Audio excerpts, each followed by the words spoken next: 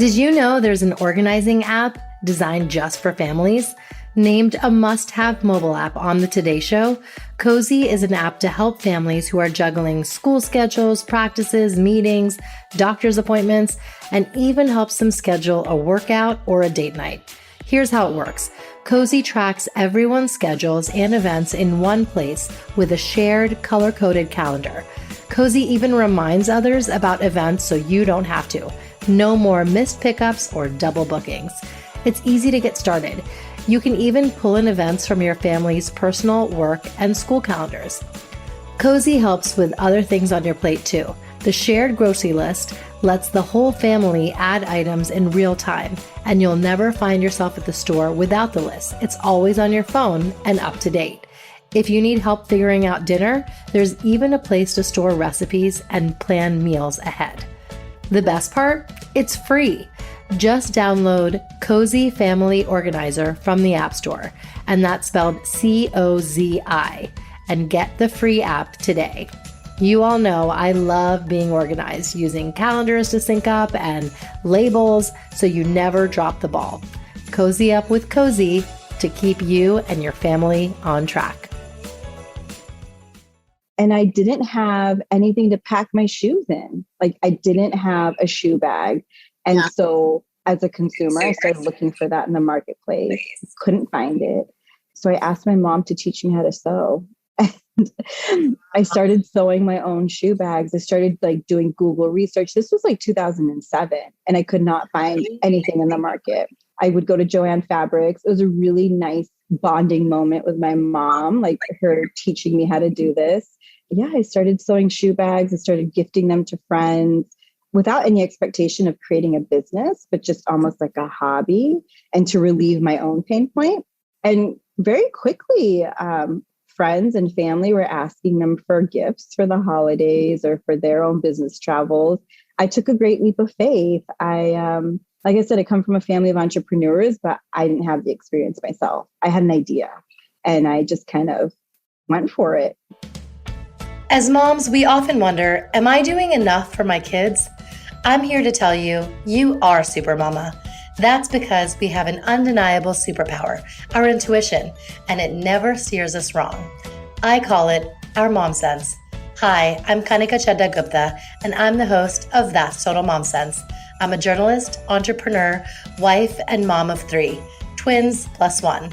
Now, if I had $1 every time I heard, gee, you have your hands full. On my podcast, I interview influential moms from various industries and cover topics that all first-time parents grapple with, from getting your baby to sleep to screen time allowance, your new normal in your marriage, and how to dedicate time to yourself. Learn and laugh along with That's Total Mom Sense. I am here with a very, very special interviewee today. Her name is Eram Siddiqui, and she is the founder of Hudson+Bleecker. As you all know, I am an organization aficionado, and I am a minimalist to the core and believe in buying things of good quality and store them in a way that's functional and aesthetic. So that's why I'm loving the brand Hudson+Bleecker. They provide storage solutions for your daily needs, from cosmetic bags to suitcase storage to garment bags. They have thought of it all. I became fast friends with the founder, Eram Siddiqui, and I'm so excited to be able to share her story today. Thank you so much for having me, Kanika. I am so excited to be here and just connect with you. I share the sentiments, fast friends. I immediately connected with you on our entrepreneurial journey and just being moms and South Asian women. So I'm so happy to be here. Thank you for having me. Absolutely. Tell us a little bit about your childhood. I was born and raised in California, so on the opposite side of the coast. I moved to the East Coast 16 years ago, believe it or not, and have stayed here ever since. So I was born and raised in a really big South Asian family. All of my cousins and I lived within a few blocks of each other. My parents were immigrants, so I'm first generation, and they were entrepreneurs as well. I grew up in a really vibrant family and big community of my family. And so I think of all of my cousins as my siblings or my sisters and brothers. And there really isn't this delineation of being together. And it's very different from the way that I'm raising my children in New York without any family. That's how I grew up. I mean, the door was never locked. There was always chai on the stove and you helped yourself. And dinner was never a formality. We all ate together. We all went to school together. We had the same friends. As now that I'm older and I'm raising my kids, I realize that the way I grew up was very novel and definitely took effort on the part of my parents and my aunts and uncles. They were quite creative. I remember when we were kids, like they didn't want us going out on New Year's Eve. So they'd always host a New Year's Eve party. And many years later, we were told like, oh yes, this is the way we kept you guys home. We just do the party at home and made sure all of you were there. So I'm as a parent, I'm taking cues from many of the things that they did. What life lessons did, your parents and family teach you that you want to pass on to your kids? Oh gosh, family first. Everything is about family when I was growing up. And even though my children aren't growing up around cousins or extended family nearby, my husband and I definitely make a concerted effort to like take them back to California to visit my family or to Florida where his family is. The pandemic has definitely altered that temporarily, but we do a lot of FaceTime, Zooming, just to stay connected and really demonstrating like through our own actions that family comes first above all else. As a South Asian, what traditions are you hoping to preserve for your family? And, as you raise them away from all your, family members and village that you used to have? It's hard, it's hard raising kids and trying to preserve traditions and the integrity of our culture while integrating and with other communities. I think the beauty of New York is we both live in the tri-state area. So I think you and I both agree that our kids are so lucky to be exposed to so many different cultures and religions. And we really adopted that. So like our best friends and neighbors are Jewish and Hindu, and, we're the Muslim family on the block. And so it's great that my son, who's almost 6 years old, my daughter's too young right now, but my son who's almost 6 years old, like has a very fluid understanding of like the significance of Holi and Diwali and, Rosh Hashanah and who celebrates what. And what's really nice and something that we've tried to integrate with our kids is that we celebrate all of the holidays. For Christmas, we do cookie decorating with it. Well, this was pre-pandemic, like cookie decorating with the neighbors' kids or gift exchange. And on Eid this last year, we made goodie bags and gave them to our neighbors and friends. And I think it just really is a nice gesture and teaches tolerance. And living in the community that we do, it's really nice that our kids have that opportunity to be exposed and around each other. Yeah, I'm taking, those small traditions from my own family and trying to adopt them to our lifestyle and with friends rather than family. Absolutely. Absolutely. And I think that's the beauty of it, right? Being able to share. A few years ago when my son was in daycare, we realized that he was the only Muslim student in the entire daycare. And they had Eid as a holiday, but there wasn't any programming. So my husband and I volunteered. We showed up with books on Ramadan and dates as a snack and, had a little reading on like Curious George's Ramadan and the significance of it. And it was really nice to see our family be included in the community and the curiosity from all of the kids. Like they must have been 4 years old at the time.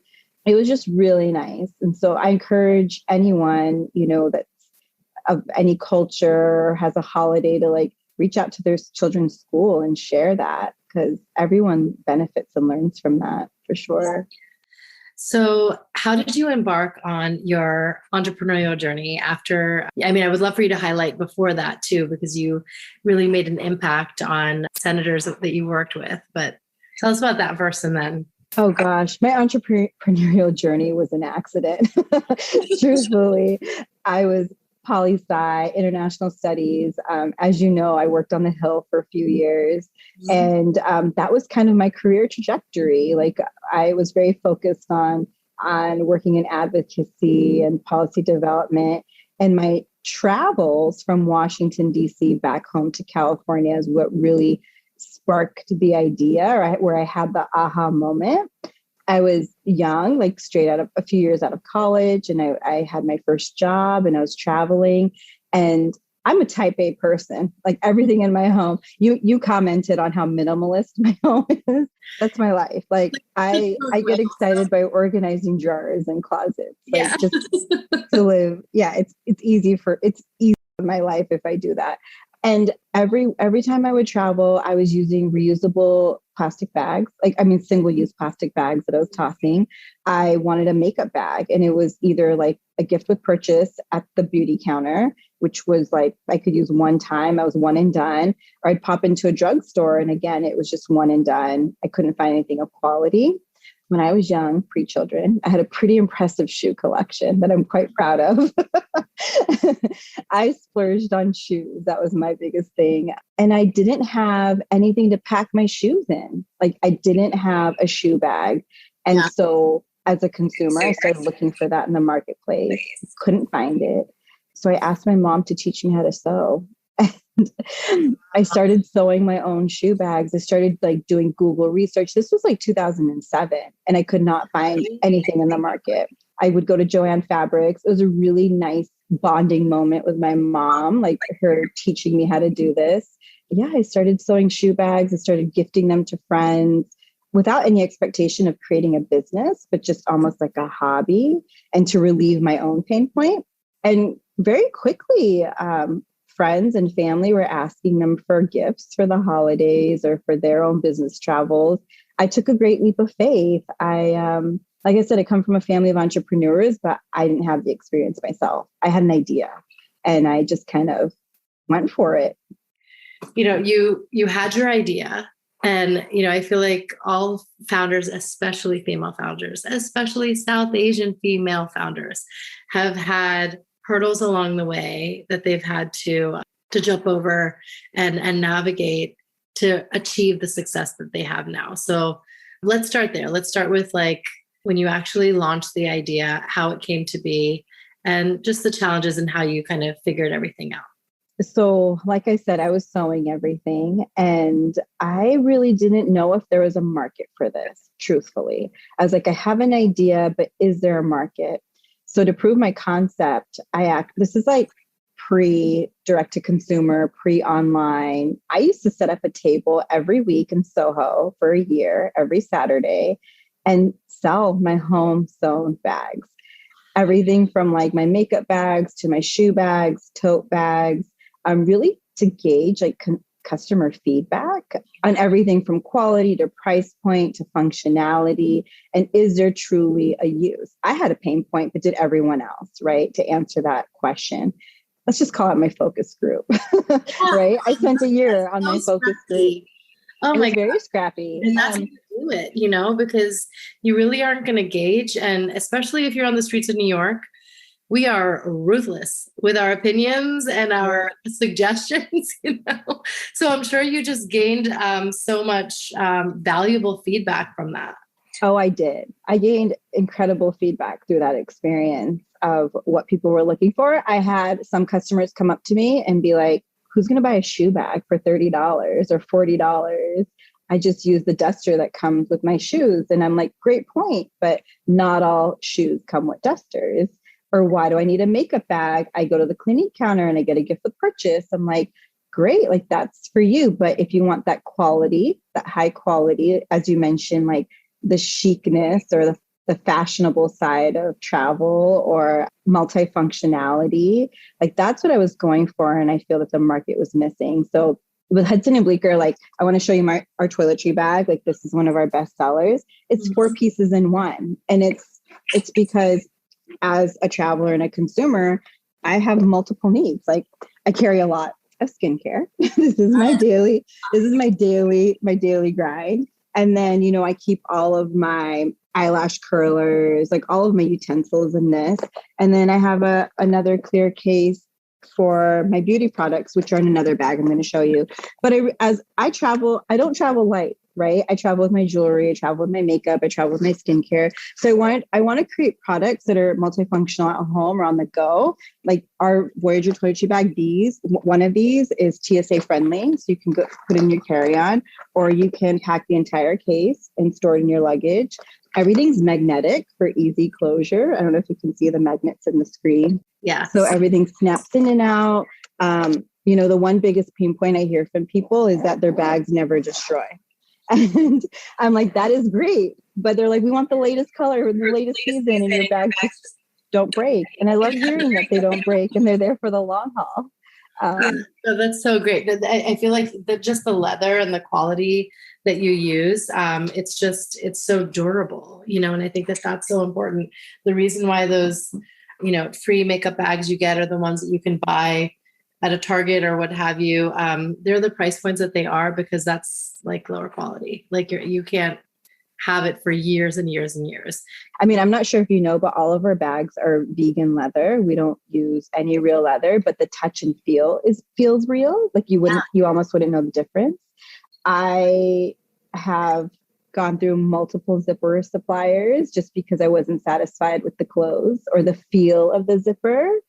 We've gone through so many metal suppliers. Like I'm very involved, not just in the design, but the product development as well. Like I go in and I check on the quality control line, like what's coming out, because it's a reflection of me. It's a reflection of the brand. And so I really value being a part of that process. That's so wonderful. And so COVID, I feel like was this like really sad, just a phenomenon where retail was so heavily impacted. None of us saw it coming. So, was that like, I guess, a major challenge for you to navigate? Absolutely. I mean, our biggest industry is travel, right? We're a women's accessories brand serving travel. It was hugely impactful. But I just want to start out with saying that I think with any job or as an entrepreneur or a female entrepreneur, my biggest learning is that, and I learned this the hard way, is that every day is going to present challenges. I wake up every morning now, not with the fear or the anxiety that something will go wrong, but with the acceptance that something is going to go wrong. And now, I think it's experience and just also an understanding of the world of business and curveballs like COVID, that you just have to be ready to pivot. When COVID hit, I actually gave birth to my second child, March 11th of 2020, not expecting any of this to happen. And yeah, our everyone's life was turned upside down. And I really had to take a step back and, do an audit of what really mattered in that moment.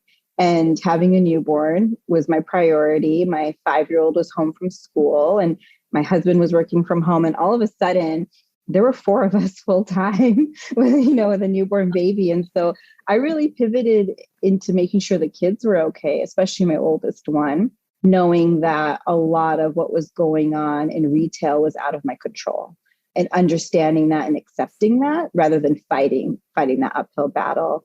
It wasn't until probably May where I came out of that cloud of, just becoming a mom again. And I pivoted the business. We went from focusing on travel to focusing on at-home organization. So we know that our bags can convert. They're multifunctional for everyday living. And so we really pivoted into at-home organization because that's something I was doing at home as well. Today's sponsor is Kindred Bravely, a brand that came to life in 2015 by Deanne Akerson, a mom of 2, when she couldn't find any comfortable and functional pajamas while nursing her second son. She decided to design her own, and this led to one of their best-selling pajama sets, the Davy Nursing and Maternity Pajamas. As moms, we have to stick together, which is where Kindred comes from. And Bravely, being a mom can be tough. It's not for the faint of heart. It takes courage and bravery, right? Kindred Bravely is devoted to making life easier for pregnant and nursing moms. From breast pads and non-skid socks to nursing bras and pajamas, Deanne creates every piece with comfort, beauty, and function in mind. And her designs have been recognized by parent-tested, parent-approved, the Cribsy Awards and the Mom's Choice Awards. Behind the scenes, Kindred Bravely employs more than 24 work-at-home moms who share Deanne's mission and values. Along with delivering top-of-the-line clothing, the KB moms provide incredible customer service, share quality content, and engage with social media communities. Use my exclusive promo code MOMSENSE20 to save 20% off your purchase at kindredbravely.com. Some exclusions may apply. So let's get into your philanthropy. And, you have inspired me to be part of Rise 100 Sundara. So tell us about that and just the charity work that you're doing. Gosh, I joined Sundara like 3 or 4 years ago. I am a board member. I'm a fangirl of the founder, Eram Siddiqui, and everything that she's doing to assist with sustainable and clean hygiene in underdeveloped countries. So Sundara was my first, I would say, board position that I took. I have a soft spot, or as I say, like my hobby or my passion is in the nonprofit world. I spent a lot of time in that space before I launched Hudson+Bleecker. And so I'm very keen on giving back. There's a quote that I love by Winston Churchill that says, "We make a living by what we get, but we make a life by what we give." And so I love being able to give. And Sundara is one of the organizations that I support. Rise by Sundara is really close to me because we're supporting female entrepreneurs in underdeveloped countries. And these women are incredible. Like, they're coming up with technologies for clean water, or some places that don't even have access to toilets that we take for granted. So I love being a part of the mission and the organization. So Sundara's original mission when I joined was working with hospitality, right? And what we did, or we still do, part of the organization is that we collect unused bars of soap from hotels around the world.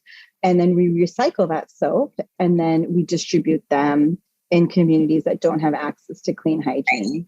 And through that process, we realized that some communities don't have access to water. So we started building wells. We started fundraising to build wells in those communities. And through that project, we realized that there are very few of us, but the need is much greater than what we can give.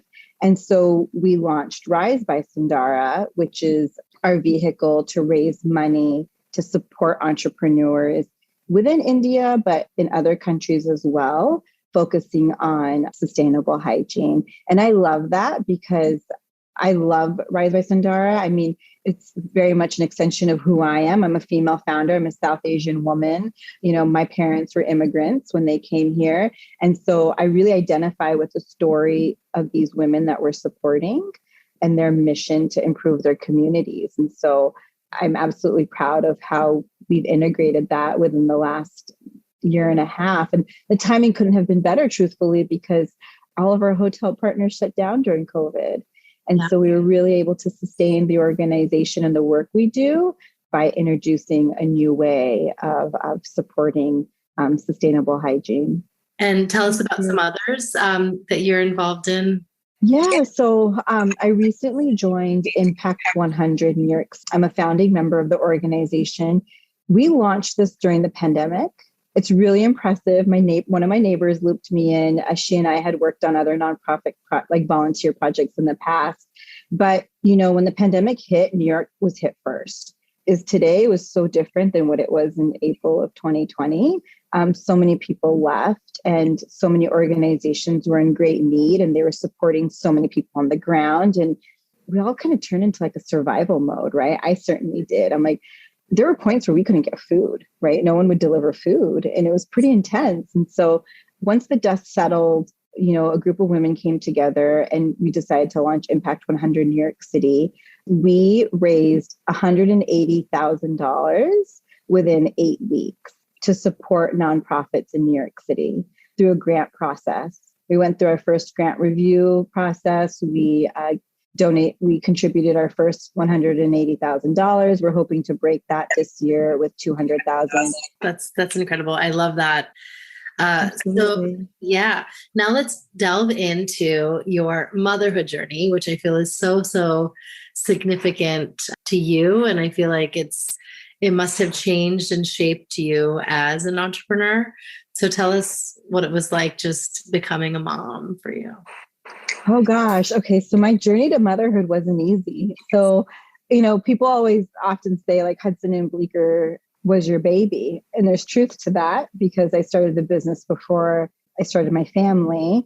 So Hudson+Bleecker is about 10 years old now. And I have been on a journey to motherhood for 6 years. So I went through a lot of infertility through the years while building my business. I'm trying to build a family as well. So yeah, it's definitely defined who I am as an individual. Becoming a mom has taught me that anything is possible. Like there is no limit to what I can do at any hour of the day. And yeah, I love being a mom. It's been a really incredibly humbling journey. Like the kids put me in my place for sure.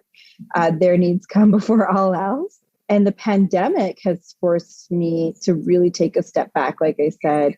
And we, like you, right, Kanika, you have kids as well. We really didn't have a choice in the beginning, and we had to lean into our kids and their well-being and even educating them. I spent my child's entire kindergarten year teaching him.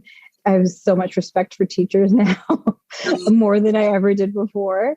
We cried on his last day of school not because he graduated from kindergarten, but because I was like, you are going to school in the fall. Like, I'm done with it. I'm so happy you're going back to school. Yeah. Happy tears. Yeah. All of it.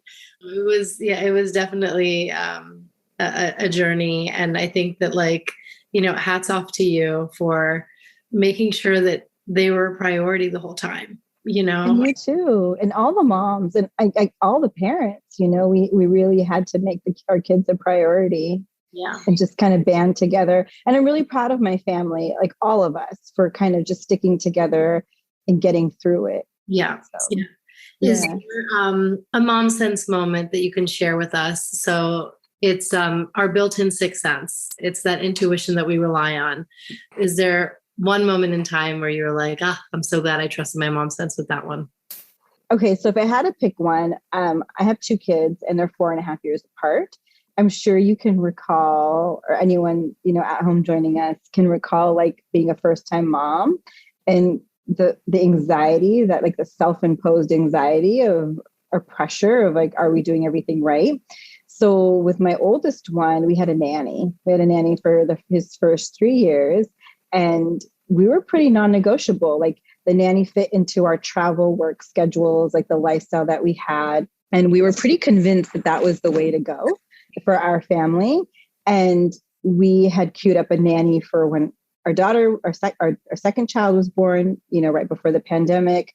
And that's all we knew. And the pandemic really forced us into this place of taking care of our own children, not having help, et cetera. And our daughter also being a child of a pandemic, didn't really know how to socialize with other kids or other people other than the 3 of us. So we made a decision to put her in daycare. And it's really fascinating to see in real time that, the saying is true. Every child is so different, and going with your intuition. A nanny was beneficial for our son and he developed very well with a nanny, but our daughter's needs were so different.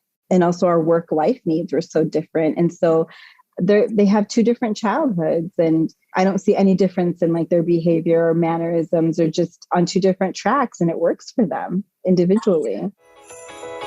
It's now time for Mom Haul, when we share products we love. Now, Mom Haul, is there a product that you are loving and want to share with our listeners? Okay, so I'm going to show you my makeup bag, and you will see one brand over and over again that I'm obsessed with and that I'm wearing right now. This is a huge plug for Divya Gugnani, who I absolutely love, because this is all Wander Beauty. My stuff is too. Yeah, except for my Tasha and my Kevin Aquan. This is all Wander Beauty. It's all Wander Beauty. Yes. Love you, Divya. There's a lot of synergy, and we've actually worked together, and I absolutely love Divya as a person. And I admire everything that she's doing at Wander Beauty. So People always ask me if she's gifted me product. And I'm like, no, I actually buy them on Sephora.com and Nordstrom.com. And if I'm in a pinch, it's like I go to Amazon.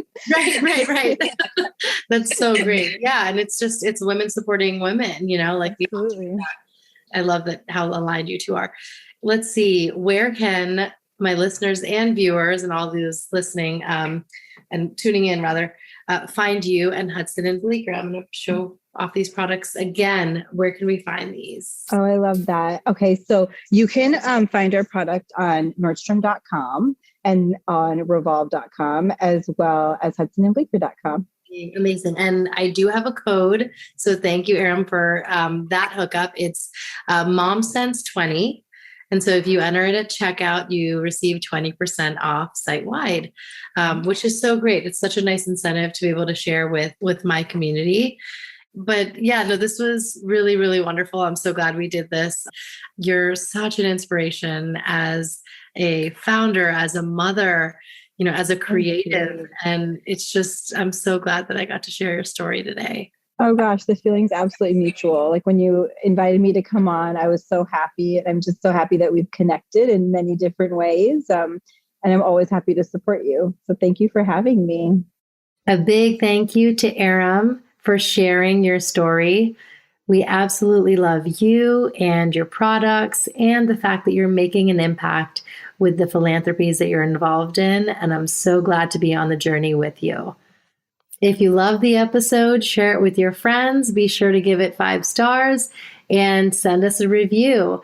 I am giving away merch. So once a month, I will read a review and you will get a very special product that's Total Mom Sense. It could be my hoodie or a necklace or my Mom Sense candle, which has come out. And I just want to show you my support for being in my corner and being part of my tribe. As always, trust your mom sense. Take care, super mamas. See you next time. That's Total Mom Sense.